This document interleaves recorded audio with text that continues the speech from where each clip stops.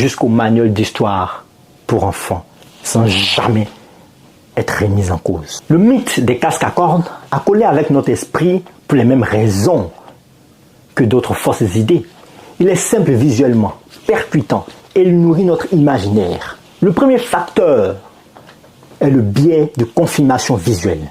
Nous sommes une espèce qui se fie énormément à ce que l'on voit.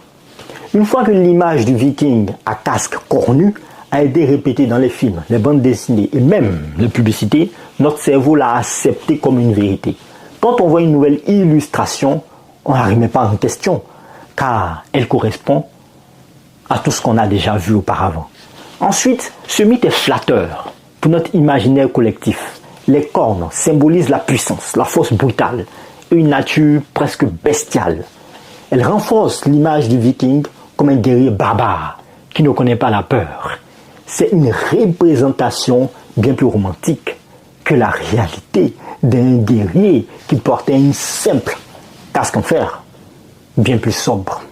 Le mythe correspondait à l'image que l'on se fait d'eux et l'on a accepté sans réfléchir.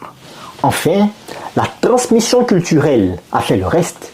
De l'opéra de Wagner à la culture populaire moderne, le casque à cornes est devenu un cliché.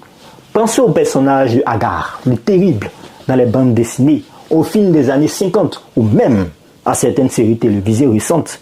L'image est devenue une caricature si puissante qu'elle est presque impossible à déraciner. Les mythes qui ont une forte composante visuelle sont les plus difficiles à déconstruire.